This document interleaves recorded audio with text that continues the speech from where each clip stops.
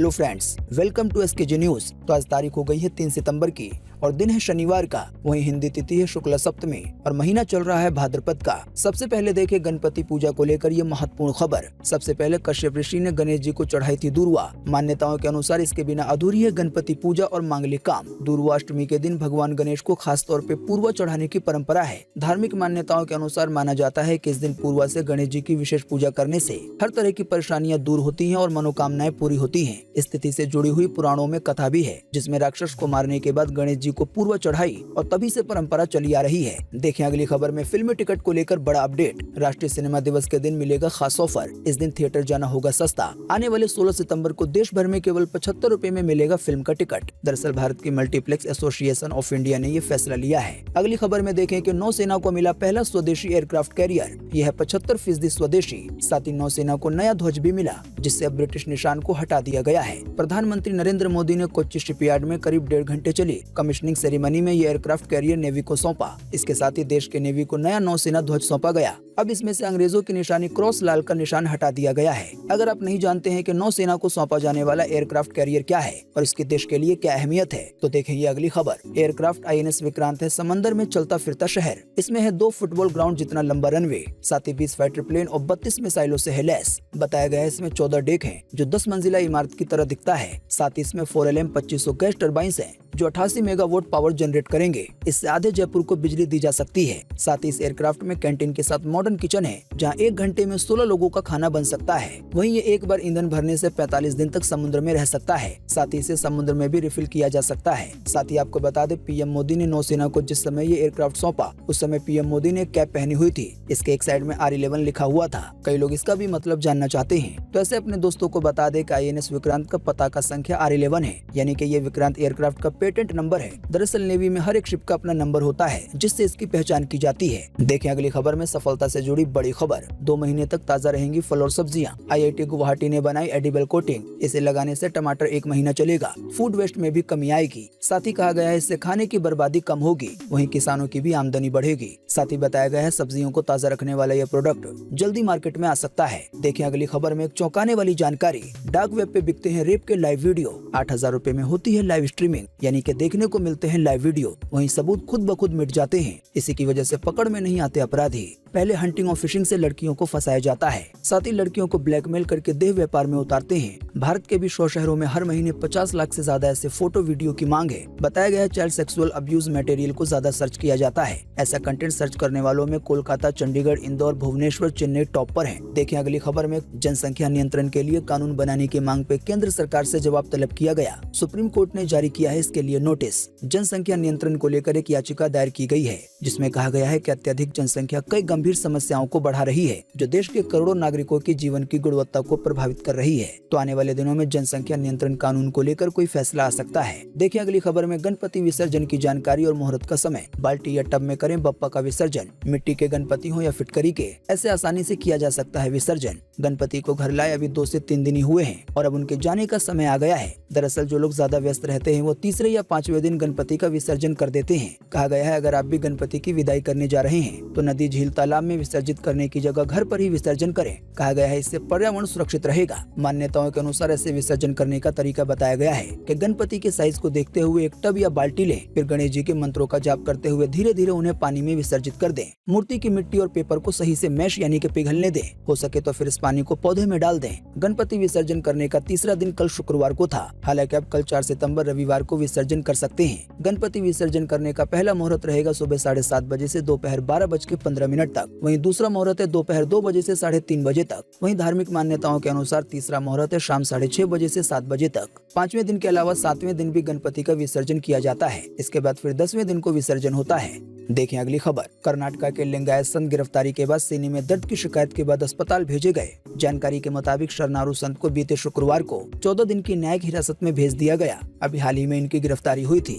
आपको बता दें शरणारू संत पे 2 नाबालिगों ने 3.5 साल से ज्यादा समय तक यौन शोषण करने का आरोप लगाया है। आइए देखें अगली खबर। सुप्रीम कोर्ट ने तीस्ता को दी जमानत, हालांकि हाई कोर्ट में केस चलने तक पासपोर्ट सरेंडर करना होगा। आपको बता दें तीस्ता पे यह आरोप है कि सन 2002 में गुजरात दंगों के बाद फर्जी दस्तावेज बना के सरकार के खिलाफ साजिश रची। देखें अगली खबर। देश का बिजली नेटवर्क होगा और भी ज्यादा मजबूत, साइबर हमलों से भी रहेगा सुरक्षित। जानकारी के मुताबिक केंद्र सरकार ने साइबर अटैक से देश के पावर ग्रिड की सुरक्षा बढ़ाने की तैयारी कर ली है। आपको बता दें इस पावर ग्रिड से देश भर में बिजली की सप्लाई होती है, तो इसी महत्वपूर्ण पावर ग्रिड को साइबर अपराधियों ने पिछले साल निशाना बनाने की कोशिश की थी, यानी कि हैक करने की कोशिश की थी। दोस्तों अगर ये हैक हो जाएगा तो बड़ी परेशानी खड़ी हो सकती है। देखें अगली खबर। लॉरेंस गैंग ने दी कत्ल की धमकी, इस पर सिद्धू मूसेवाला के पिता बोले, मेरे पास खोने को कुछ नहीं है, मैं किसी की धमकी से नहीं डरता। धमकी में कहा गया है कि मूसेवाला से भयानक हाल करेंगे। साथ ही कहा गया है कि तू और तेरा बेटा देश का मालिक नहीं है कि जिसे चाहोगे सुरक्षा मिल जाएगी।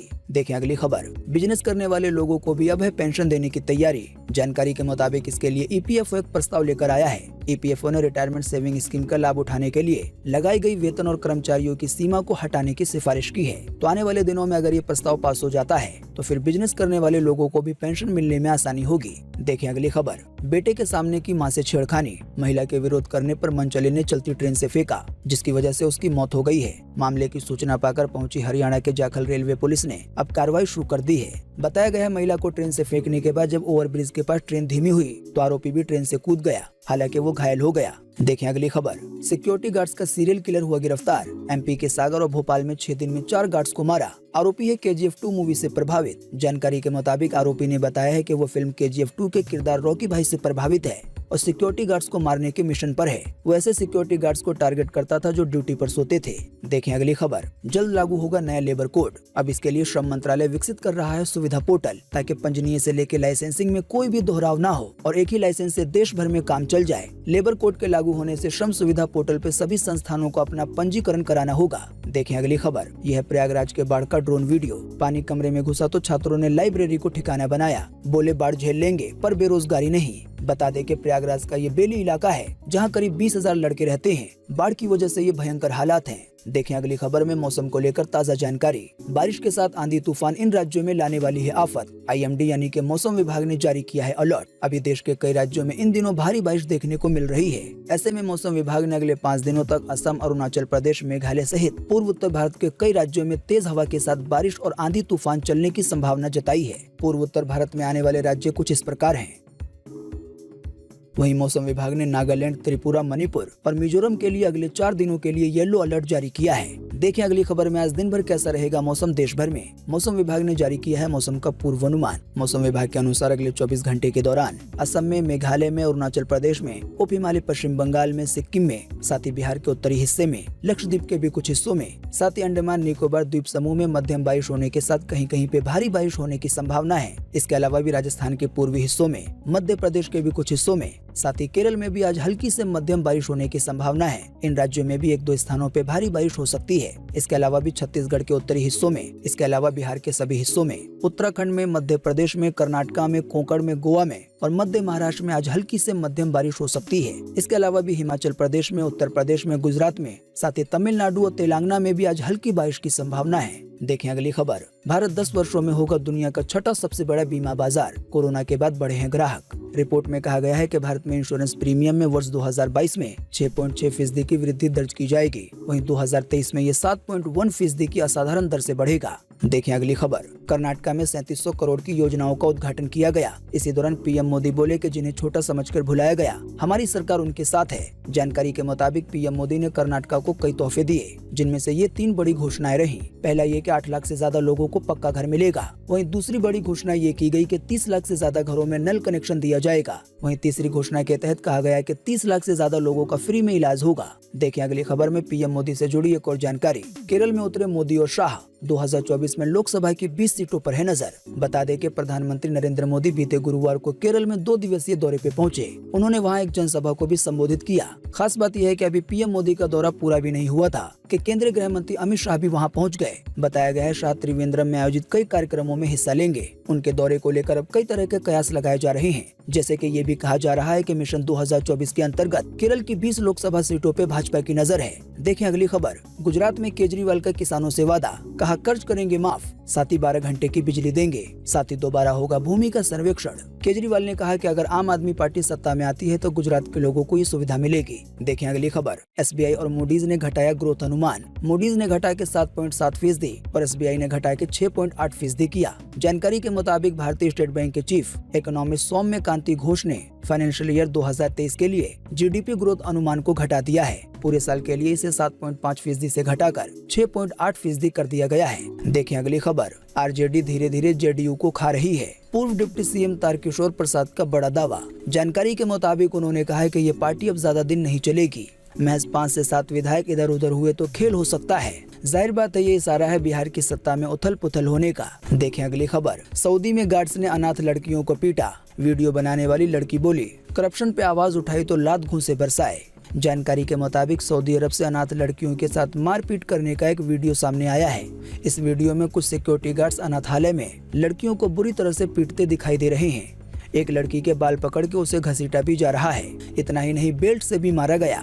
देखें अगली खबर। भारत में नोकिया 2660 फ्लिप फोन की हुई वापसी। जानकारी के मुताबिक फोन में डुअल स्क्रीन दी गई है। वहीं नोकिया 2660 फ्लिप फोन की कीमत 4699 रुपए है। इसे ब्लू, ब्लैक और रेड कलर ऑप्शन में पेश किया गया है। देखें अगली खबर। एक और गैर कश्मीरी पे हुआ आतंकी हमला। पुलवामा में बंगाली मजदूर को आतंकवादियों ने गोली मारी। जानकारी के मुताबिक इलाज के लिए अस्पताल ले जाया गया। उसकी हालत फिलहाल स्थिर बताई जा रही है। देखें अगली खबर में नारियल चढ़ावा को लेकर जानकारी। ज्योतिष शास्त्र में नारियल के पानी को चंद्रमा का प्रतीक माना जाता है। नारियल चढ़ाने से मन एकाग्र और कार्य सिद्ध होता है। वहीं जो एक और दूसरा बड़ा सवाल है कि महिलाएं नारियल क्यों नहीं तोड़ती, तो इसके बारे में बताया गया है कि नारियल एक बीज का फल है। महिलाएं बीज के रूप में संतान को जन्म देती हैं। गर्भ धारण करने की मनोकामना को पूरा करने में नारियल को सक्षम माना गया है। यही कारण है कि महिलाओं के लिए नारियल फोड़ना मना है। माना जाता है कि अगर महिलाएं नारियल फोड़ती हैं तो उनकी संतान को कष्ट होता है। देखें अगली खबर। कपिल शर्मा का सपना हुआ पूरा। मेगा ब्लॉकबस्टर में दीपिका पादुकोण संग नजर आएंगे। 4 सितंबर को रिलीज होगा इस मूवी का ट्रेलर। तो फाइनली कॉमेडियन कपिल शर्मा का सपना पूरा होने जा रहा है। आपको बता दें, कपिल ने अभी हाल ही में गुरुवार को अपने आने वाले प्रोजेक्ट मेगा ब्लॉकबस्टर का पोस्टर शेयर किया था। अब दीपिका पादुकोण भी कपिल के इस प्रोजेक्ट का हिस्सा बन गई हैं। तो आज 3 सितंबर 2022 की यही मुख्य समाचार और बड़ी खबरें थी। वीडियो देखने के लिए धन्यवाद। Thanks for watching.